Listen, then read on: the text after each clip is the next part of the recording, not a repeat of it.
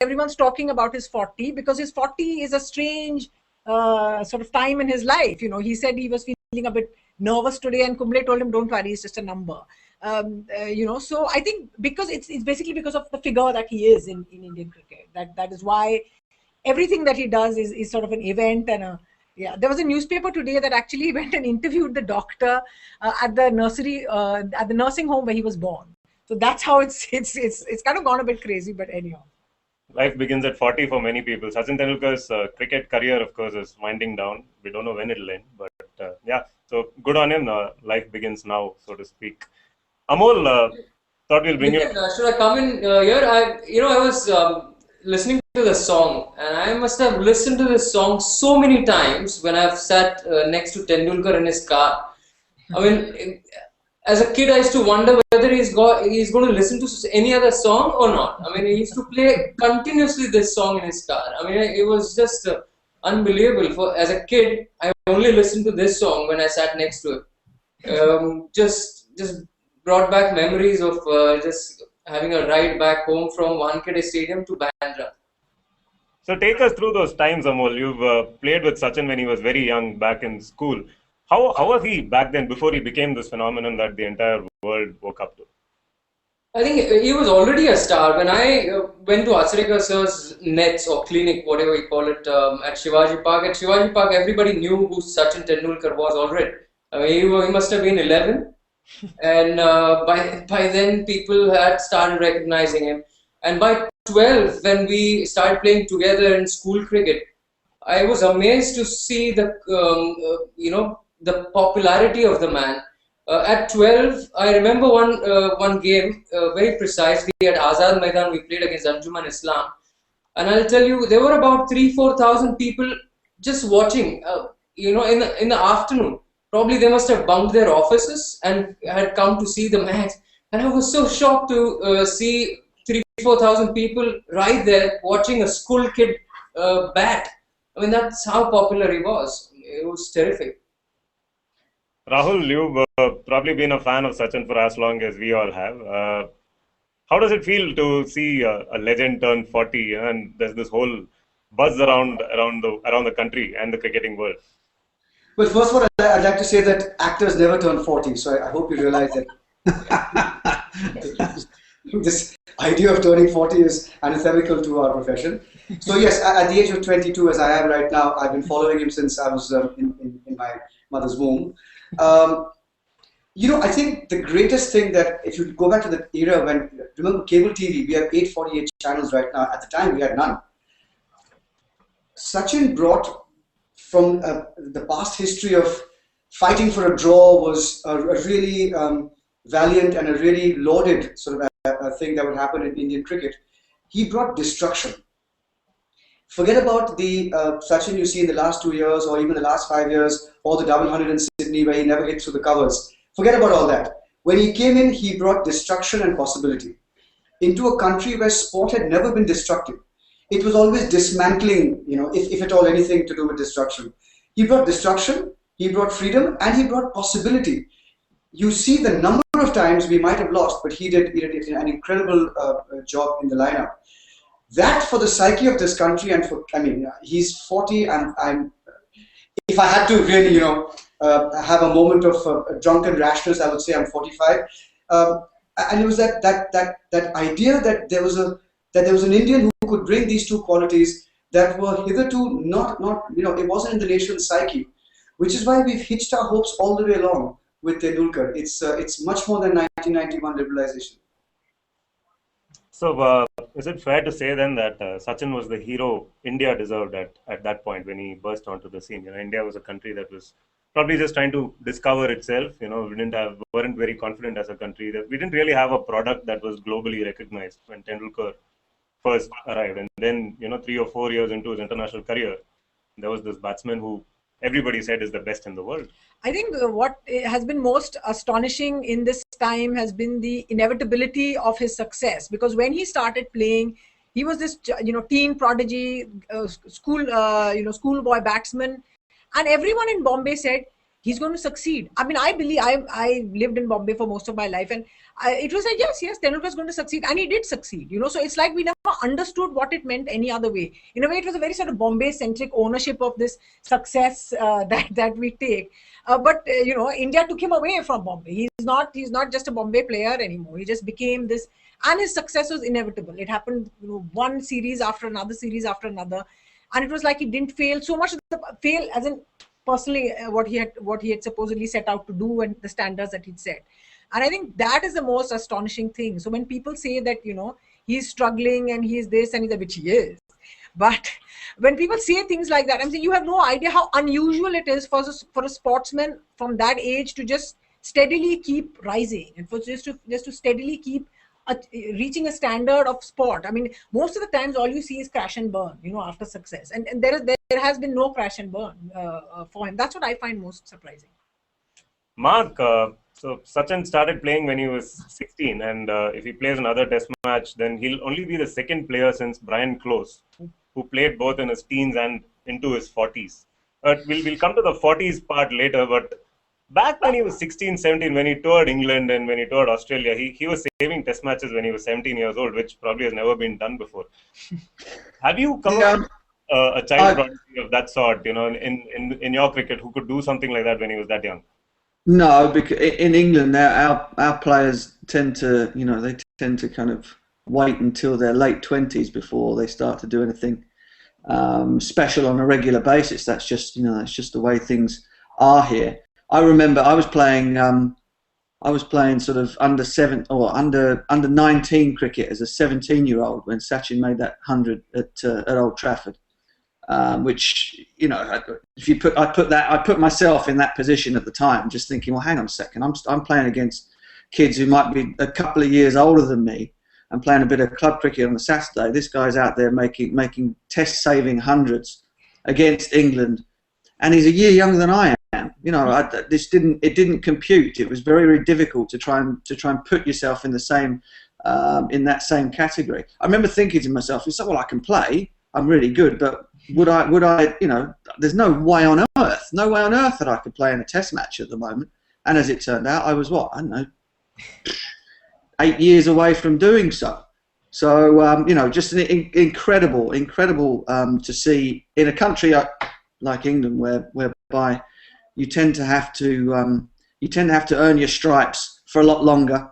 And whether or not that means that people develop later, or whether that's just the way that, you know, the way that things happen here.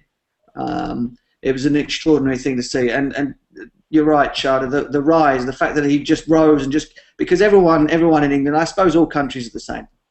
You always think, well, you know, he's a snotty-nosed little kid.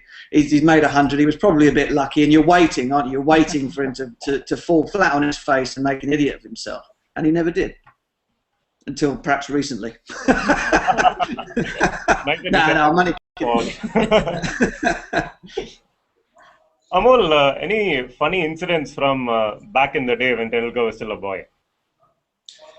Well, there were many. I remember, you know, touring with the under-15 team, and he and Atul Ranade, who is his buddy still, and we were all close friends, and we happened to do a lot of mischief on the tour. In fact, there came a stage where our manager was about to send us home.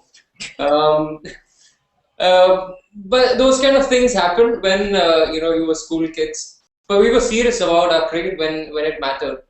You know, off the field, it was.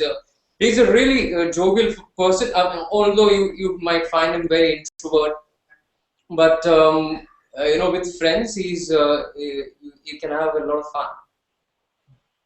Just to add on to what you know, Rahul just said about the 90s. I would just like to say that you know, when India was still evolving as you know, a sporting country or a cricketing nation, and I feel that, you know, Gavaskar and people like Kapil Dev, they put India on a world map, maybe on the canvas, probably with a pencil shading, and Tendulkar went on to paint it. You know, later on in the 90s, late 90s and 2000, he just went on to make it a masterpiece. So I think, you know, he has taken Indian cricket to another level? Fair enough. Rahul, you briefly touched upon this earlier, but just tell us how Tendulkar sort of, that legend ran parallel with the Indian legend, so to speak. It's been a massive journey both for India and for Tendulkar. From the early 90s to where we are now. India was a shy country back then. I think the economy sort of liberated, opened up. We started competing with the world, and here we are now, a brash country up there with the big boys. Has the Tendulkar sort of lead India along? Nitin, I think that if we had had any other kind of role model for the last 23 years, role model hyphen genius, we might have been in trouble. But what Sachin tempered his innate destructive instincts and his ability to plunder and a killer instinct was the fact that he was so humble. He worked so very hard. And through all of this, we saw and we continue to see the little boy who just loves getting on the ground and fooling around with the ball. Am I right, Rahul? Absolutely. He just loves to just get a bat and ball and start playing in any patch of grass. And people used to call me a stray dog on the rugby field because they said, whenever you're there, you just want a patch of grass and a ball, you start running around madly by yourself. If he had been anything else in his other side, which is the hardworking, really, really humble, incredibly graceful person that he has been, we would have been in trouble. Because all those other qualities would have rubbed off onto two generations of not only cricketers, but young boys and girls. You already see the present generation of cricketers when they score a century and stuff. It's become a colloquialism, but it's a horrible abuse that they're using out there on the field. So when a little kid turns to you and says, "Uncle, what did he say?" Not uncle, of course. He just say elder brother to me. What did he say? And you have to say he said nothing. So that never came out of Sachin's mouth. So to answer your question, I think he taught us that you can be new and you can have the best of the old. That you don't have to jettison one for the sake of the other. You don't have to, like what India is doing, oscillating totally to the other side of this. Earlier we were meek in an immigration queue, hiding our Indian passport, and now we're shoving people out of the way. I mean, there is a middle ground, and Tendulkar stands for that middle ground.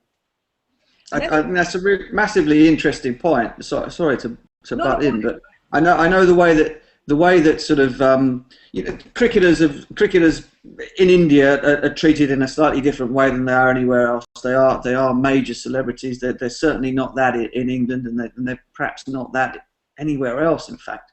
But one of the many astonishing things about Sachin is the fact that fame, that fortune, all of those things haven't sullied him in any way whatsoever. He never became big-headed. He never became more interested in the deals and the money. It was always all about the cricket. And I think that in modern times that stands him out as being a truly exceptional individual, because I can't think of any. There's a particular English player, or well, you can call him English if you like, but a player that plays for England for whom people would say the complete opposite is true. That it became about things other than the cricket. It became, or the cricket was important, but the other stuff was important too. The celebrity, the money, all that kind of stuff. And that, again, to have kept those standards and kept that sort of that humility throughout 23 years of international cricket is astonishing. I don't think we'll ever see another person like it. I just wanted to, I agree, with what you're saying, Mark, and what's happening these days, particularly in India, amongst a certain, I think Rahul will have picked it up, maybe Amol, perhaps not, is that there's a certain sort of a mindset to sort of deride Tendulkar's popularity and say that it's almost like he's bubblegum, and we like the really classy, kind of cool cricketers. But the reason why Tendulkar is so popular is because of the fact that he is these two people. He's the competitor and he's the guy off the field who's just sort of regular and behaves himself and everything. And I think it's not that, I always wonder whether that is what Indians are like, basically. Basically we're not the swearing, angry, shouting, types. When you're speaking of the mass, I'm not speaking of sort of a small bunch of high earning cricketers who are going to be playing the IPL. Whether that is what has endeared him to so many millions of Indians. Undoubtedly. It's a conservative country, undoubtedly. And I was just my colleague Joy, who's sitting behind us, and making sure that we don't do anything, say anything completely inappropriate and all that, and making sure the standards are all set. He said to me, he said that there is a demographic. Tendulkar's demographic is enormous.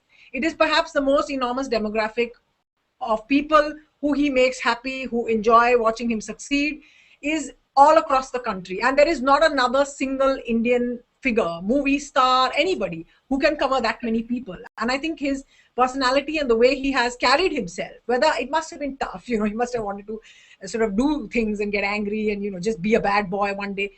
The fact that he was able to do it over such a long period of time is what has led to the popularity and the celebrity, and then it's all kind of carried on. That's just, I was just thinking about it. There's this interesting story that Yuvraj Singh narrated recently, right? When after a particular dismissal, Yuvraj was very angry. He went in and smashed his bat, and Tendulkar let go at him. He said, "You never do that. You never destroy your kit, because that's what earns you your keep." And that's the sort of grace and respect with which Tendulkar has always carried himself.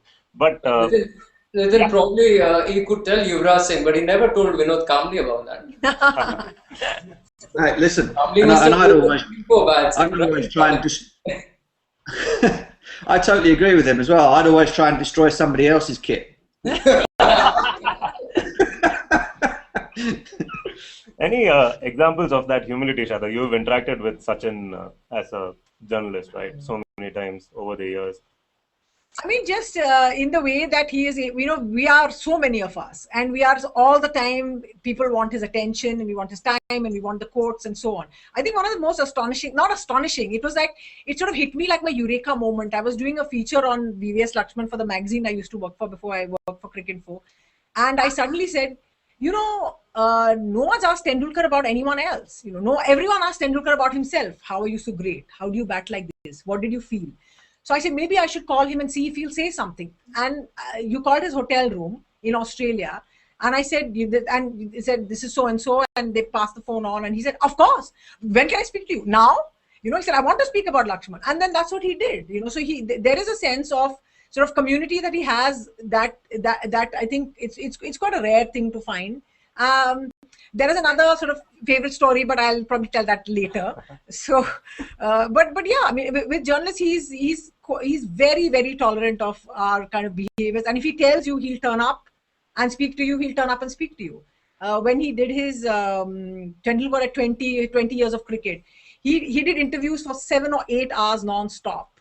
And that is, we are just happy saying, when's my turn? But he just sat there and he just did it. He can be a complete professional when it comes to, the stuff that he has to do. And then there's that interesting dichotomy, right? On the field, he's actually very competent. He might not be the first person to, he very rarely sledges. In fact, he's never sledged, probably once in 2001 in Nairobi when McGrath really went after him. I remember Sachin responded. But otherwise, you'll never see Sachin say something, but when he's targeted a bowler. Right? If somebody has said something before a match, I think Andrew Caddick, Mark, do you remember that incident with Caddick? I don't think you were there in the 2003 World Cup, but you might have.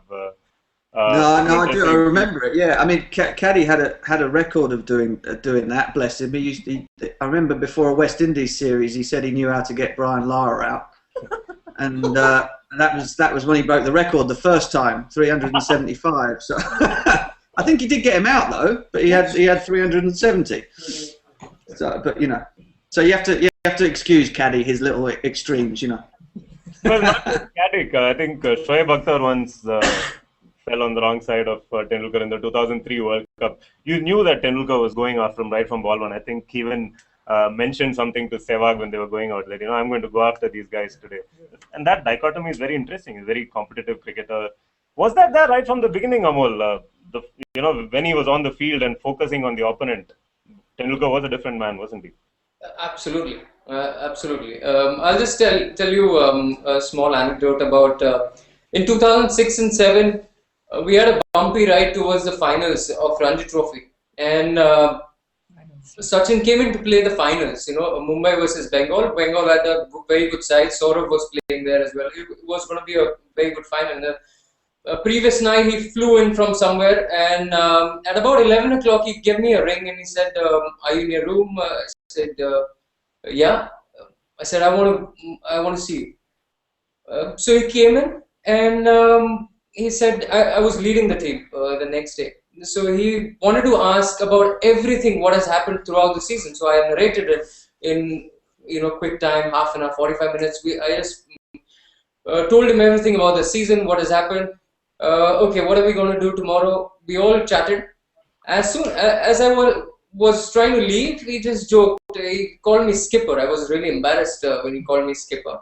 But he said, Skipper, what is the dress code tomorrow?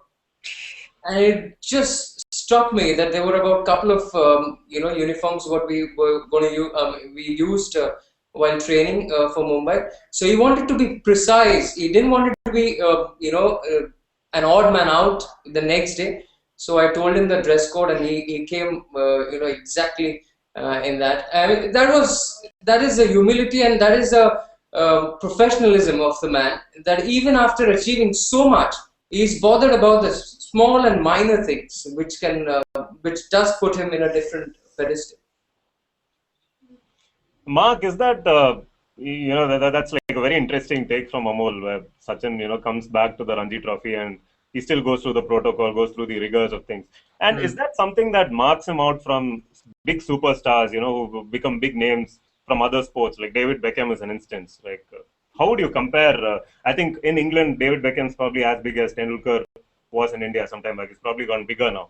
How would you compare these personalities? I think they're similar in many ways. Although I think in terms of Sachin's achievements, sort of on-field achievements, and what he's won, and the accolades that he's taken professionally, he's above David Beckham. He's above him in terms of his professional life. But in terms of their off-field life, I think both of them realise, although Beckham had a little bit of a dip, but they both realise how important their behaviour is. Because they're such role models, because they're so much in the public eye, and because so many people look up to them and expect great things from them, that they behave in a manner that is beyond reproach, or behave in the amount of people that I've heard, the girls absolutely adore David Beckham in this country. The women just are crazy for this guy. Okay, but whenever anybody meets him in much a similar vein, if it's professionally that he needs to be turning up to do something, or he's agreed to go and make an appearance, etc., everything is perfect, exemplary. He gives people his time freely and all that, and all that type of thing. And there's a certain responsibility. You get superstars, and then you get the ones that are above that, and they're the ones who kind of they're almost beyond reproach in everything they do. And I'm sure it's a pain in the neck for them at times, But you never get the feeling with Sachin that he's ever doing anything other than that he would freely give you. This is my time. I've agreed it. No problem. This isn't a problem for me. And people can't turn around and go, well, he was a bit of a show pony. He was a bit up himself. That old Australian saying, because that's just never the case. Nitin. Yeah, Rahul. I think what is pure luck and chance is that nature will always win over nurture. So over 23 years, there's no way the actual nature of a sports person is not going to assert itself, especially under pressure. So what you have is a person whose essential nature, and we have great sporting legends who we see the tectonic plates shift, and suddenly we see something that we always suspected lay beneath the surface. But with him, those tectonic plates, even when they shift, you don't see anything, because you actually see the guy's nature. He is consistently, apart from the joy he feels, he's consistently placid about all the other stuff. It's not stuff that he doesn't seem to be a person, he isn't a person, we can say confidently now after 23 years, who lets that stuff bother him. On the contrary, as Amol was saying, I have my own little story. I have my own foundation, and I said, Sachin, I'm having a sport auction, can you give us one of your bats? And he gave us his 4th highest scoring bat ever. And he said, when do you want it? I said, Sachin, actually, I've been trying to get in touch with you for a while. I need it in a week's time. He said, but I'm going to Sri Lanka for a test series in 3 days' time, and for a series. And he shuts down. He doesn't have space for anybody else. I said, I don't know what to say, Sachin. It's either now or never, because I have to get it engraved, I have to get it mounted, etc., insured. He said, fine, call me tomorrow. I called him tomorrow. He gave me the number of somebody who was at his house. He says, call him, the bat is there. in the middle of getting ready for a series 48 hours before leaving. The bat was with me, and I'd only spoken to him 2 or 3 days prior to that. Now that is not something that he need have, it's not that something is in the public eye, that he's very clear that he has to behave himself. He just did it because he did it, and that's the guy. As I said, when the tectonic plates shift, there is nothing to see, to discover. Is that what kind of distinguishes him from the Bollywood heroes? Bollywood and cricket probably are the two. Or even Tiger Woods, in terms of his scale of popularity and the fact that he was this exceptionally high performing sportsman and massive, image, whatever else it was that works that way, and then came crashing and burning in a very bad way. That his game has dipped. Tiger Woods doesn't have his aura anymore. What happened to Tiger Woods is he lost his aura. Tendulkar's aura hasn't gone. Whatever else it is, his aura still goes. I've got a theory on that. He lost his aura because he stopped behaving the way that he wanted to behave. He lost that feeling of invincibility because all of a sudden people saw what he did. What he was doing all those years, and so he himself stopped feeling invincible because he got caught. That's another story entirely. Sharda, you alluded to the fact that he's got the largest demographic appeal in this country. I'm going to take that a step further. I believe in the cricketing world, this man has a demographic and a popularity that nobody has ever enjoyed before. Because everybody in every single nation today, they give him a standing ovation partly because he's a genius who has also outlasted most others of his contemporaries, but also because they understand now the grace, the hard work, the humility, and the sheer goodness of the guy. I think that's also something that every cricketing nation is aware of. So I think they stand partially for who he is as a batsman and partially for who he is as a person. Mark, I just wanted to ask you one thing in this, as you and Amol, both of you actually, because you played high cricket at a high standard. What is it like competing against people who are 40 years old, who have taken that big leap into what is seen as the great the great pit into which everyone falls after you turn 40? What is it like competing against them? And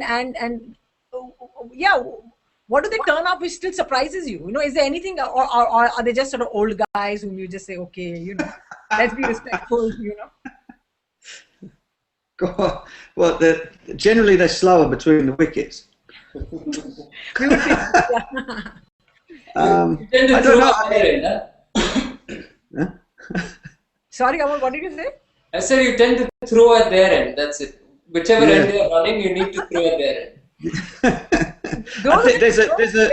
There's a calmness and a wisdom about them. I mean, let's not get away from the fact that Sachin's best years are probably behind him. But even so, they command people that have played the game at that level for so long and have been such great players. It doesn't matter whether they're 40 or not. Are in the sort of the back end of their career. They command a respect on the field, and they're also there to they mediate brilliantly as well. I mean, that's another great thing about having guys, whether they're on your team or on the opposite team, is that when things, when the spirit of cricket starts to disappear a little bit, they're the first guys that pop up and try and steer the thing back on the right path. You think of people like Rahul Dravid in that instance, and even somebody like Ricky Ponting, who had his flashpoints as a young man, but as you get older, you start to take a little bit more in terms of respect for the sport itself, not just your own performances and whether you want to win or lose or not. Also, when you play against somebody who's 40 and who has played the game for such a long time, when you take the field, Sharda, I feel you don't see whether he's 40. He's just your opponent. I mean, when you're bowling at him, you don't have that number in your mind that he's 40. We need to bowl differently at him. It's just the sheer respect for whatever he has done for the game or for his longevity in the game, and that's all you have got. Once you cross the line, once you are on the ground, then he's your opponent. If he's 40 or he's 14, you need to get him out. He stayed contemporary for so long. When he came on, he was jostling with the Venkatars and the Kapil Devs of the world. Shrikant, who's selecting him into the Indian team recently. And then you had the Azharuddin generation, and then you had Kumble and Srinath. Sachin was always clubbed together with these guys, Sachin and Azhar, Sachin and Kumble and Srinath, Sachin, Dravid and Ganguly. Ganguly started playing 5 years after Sachin emerged, and he stopped playing 5 years back. If you think about it, and he had a very long career. And he still thinks he shouldn't have retired. That's another story. And then you have the next guys. You have Sehwag, you have Zahir Khan. Sachin has been part of these groups as well. So it's almost 5 generations that he's played alongside, and he's still there. He's adapted his game. He's adapted to how cricket itself has changed so much in these 20 years. In that sense, it's almost like it was a perfect storm. That was a time when cricket itself was coming of age, so to speak. Indian well. Cricket, yeah. And Tendulkar was there, It's a phenomenon that might never get repeated again. Yeah, I mean, I don't think so. It just seems impossible because, like everyone keeps telling you, people's attention spans are shorter. So perhaps even sporting careers are going to become shorter. Unlike Rahul's profession, where people stay 20 forever. Your sort of life does catch up with you when you play professional sport. So it does look like it is going to be impossible. And in the last maybe year and a half is when I think is for the first time. I think it's not that we are being sort of overly respectful, or I think he knows himself that he has not been able to be in that batting lineup, if not the most successful, one of the most successful people. I think he was fairly, or he was okay in England, not great but okay. But at this last series against Australia he was number 6 amongst the batsmen who scored the runs. He was actually last, of all the top 6 batsmen. He scored the least amount of runs in a series where the Indian batsmen had a great time. But even otherwise, if you look at the last 10 years, probably from 2003, 2004, you've had that's when Ponting's golden era began. Dravid became a big force as well. Then you now have Alistair Cook, you have Amla, you have Sangakkara, Clark. Tendulkar is always there in the top 5 or 6, but he hasn't been the top batsman in the world for a while now. Yeah. But he's still like repurposed his game to try and still be in that top 5 list. I think that's quite special, isn't it? Yes. To be able to do that after being the top player. Yeah, and it's like what everyone says about him. What Rahul just said was that he just wants to play. He just wants to pick up bat and tell someone, bowl at me and let me see I can hit you out of the ground if I feel like. He just wants to play, and that is perhaps what is taking him to to extend a career. And people say, why is he playing the IPL? Because he can. I think because he can. He's not been superbly successful, but well, there's some good news. There's a precedent anyway for passing 40, isn't there? Jack Hobbs made 100 first-class hundreds after his 40th birthday. So who knows? That's not going to happen, Mark. As much as we would love it, Someone joked to me recently. One of the cricketers I was talking to joked to me. He said, he can play spin bowling till he's about 62. So I said, okay. After that, it all falls apart. After that, it falls apart. The day he turns 63, the dosra is going to get him. That's the end of it. Yeah, it's just a childlike passion. I mean, to play the sport. When he goes on the park, he's just like a child on the park. Trying to bat or bowl or even field or even tell the. I remember one game again. When I was leading it. The 5 days which I spent on the ground felt like 10. He was so involved. He was just after me, just giving small inputs. Yeah, they were valuable inputs, but sometimes it can be overpowering. And he had just amazing enthusiasm about the game. I just want to say one thing, Nitin. You're talking about this age. There are 2 points I want to make. One is that I don't know whether it's in the Indian cricket team, but it was in the Indian rugby team where we were always evaluated on our biological age. It wasn't about the chronological age. So, for example, my knees were deemed to be between 50 and 60, my intelligence between 1 and 2, but my overall age was at about 30, although I was playing at the age of 41 or 42. And I venture to believe that, to say that Sachin's biological age must be much younger than 40. And just like we pegged 16 to be just a number, to the horrified English who have to wait for 1 foot in the grave to make it Test cricket, horrified to see a 16-year-old guy come in there. But 16 was just a number. And I think right now 40 also should be just a number. Judge the guy on his performances, see how he plays, and if he has a place in the team, he should play on till somebody else pushes him out of the team. He's always defied, a lot of regulations. If you see, when he was 14, he was, drafted into the Cricket Club of India. They bended the rules and regulations, and they made him the member over there, which is very, very tough to get it, because he was so talented and with his ability. He was just 14 and he was made a member. So he bended the rules and regulations there. He was the first person to go to Yorkshire and play as an overseas professional. First person to be it's a tough one to do that, isn't it, Mark? Yeah, well, he was the first one. I don't think he had such a great time either. I think they wanted to turn the rules back again after he left. Amol, it is Sachin's birthday, and you probably spent some of the birthdays with Sachin when he was still quite young. Any interesting incidents from past birthdays of Tendulkar? I remember one birthday about 6-7 years back, before the IPL started, because after IPL he has been busy, with the franchisee, and we celebrated it at a friend's place, at a common friend's place, and generally he cannot go out and have a meal, which he loves. And at times he tries to spend a lot of time with the friends which are with him right from the childhood. If you see his close friends, they are his childhood friends.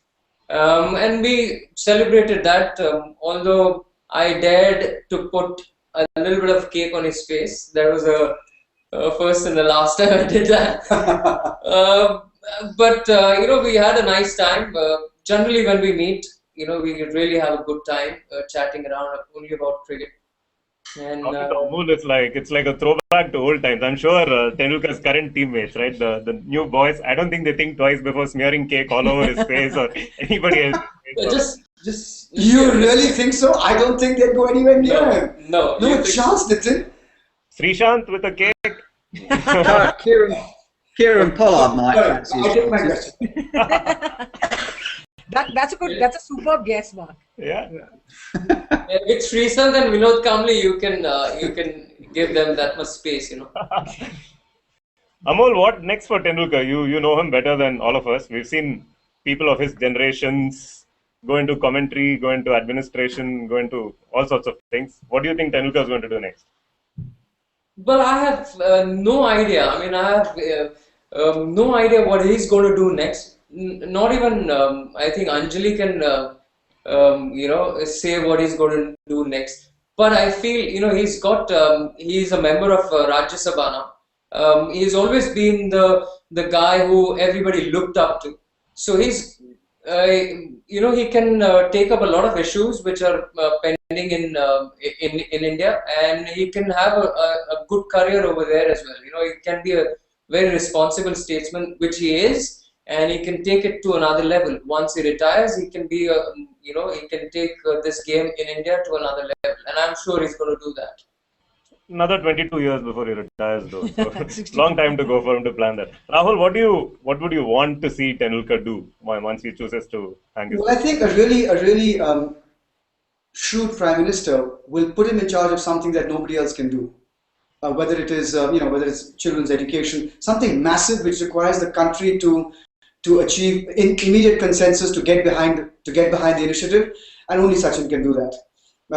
So I think a kind of a UNICEF-ish Indian deep systemic change, as I said, education or poverty or girls or something there where he can actually lead, most effortlessly cut through all the red tape, and he can be the face of that. So I think to use him like that, if I was Prime Minister, I would use him for certain massive initiatives where you need consensus without any delay. And second, I think that there's a huge future for Sachin internationally. I think to be clubbed with a Roger Federer or a Nelson Mandela or I don't know, 4 or 5 like they had the elders, to have a group of incredibly well-respected people from across the world looking for, could be climate change, I have no clue, but to really be a roving ambassador for the world, I think that role has to be carved out for him somewhere or the other, whether it's with the United Nations or what, I don't know. But I think that these are two things that only he can do, and why would you then, not do that? Shraddha, that's pretty interesting from Rahul. Just the force of his personality coming to play. Would you agree with that? Would be something like that? What I would actually personally, Mark, I'll be a little unhospitable here, and before letting you have a go at No, go telling ahead. Tendulkar what to do. No, I think one of the things that I would like him to be involved with is issues about women in India. I have just been very surprised that no one in the IPL has actually asked cricketers to come on screen and say it is very uncool to treat women the way women are treated in this country. There have been a lot of cases recently, Mark, which have just been horrendous, and the way women are treated in the IPL on television is completely demeaning, and it is insulting, and the commentators are absolutely shoddy, and they should be ashamed of what they do. So I would like Tendulkar to be the other side of how cricketers tell the public. I mean, I'm sure if Tendulkar turned, and I'm not saying he won't do a public service ad like that. He'll do one happily. He's a good guy basically. So I would, that would be fantastic. I mean, if anyone in the IPL would just put their hand up and say, listen guys, can you do this video? Those things work. I mean, there was a point in time where they did an ad for harmony, inter-religious harmony was done, and they had pictures of 4 cricketers. They had Kapil Dev, Roger Binney, Maninder Singh and Mohammad Azharuddin, Hindu, Catholic, Muslim and Sikh, and said if we can play together, we can live together. I still remember that poster. I mean, if he gets involved in that, I'd be really, really happy. That there ended the speech. Mark, can you? Somebody that he would have smashed all around the park 10 years ago. Interesting then. So Tendulkar will take the field sometime today. There's a bit of rain before the match in Kolkata, so the toss has been delayed, but we hope it will go away and we'll have a birthday show from Tendulkar. Yeah. We hope so. And as you can see, this huddle has gone into, I think, about 50 minutes, which is a record. But this is about Tendulkar, so many records as possible. We could go on for another 5 hours, actually. Possibly. Just push boundaries. It's as long as Tendulkar's career, almost. Almost. On that note, thanks for joining us, Amol and Rahul. Great having you on the show from Mumbai. And thank you, Mark. Yeah, that's right. You forgot me again. Unbelievable. See ya. Yeah, I'll remember.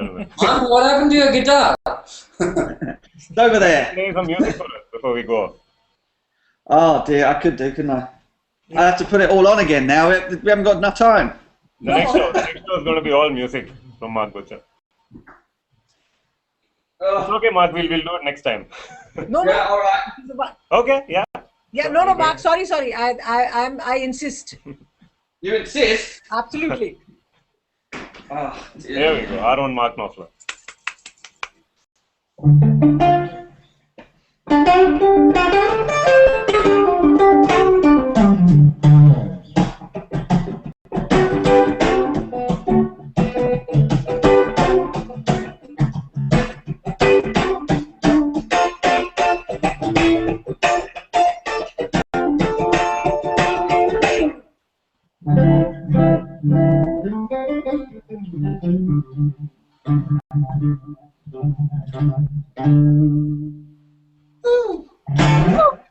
The next best thing to watching Tendulkar play, the next best thing to watching Tendulkar play is to listen to Mark strumming on the guitar. That was awesome, Mark. Thank you so much.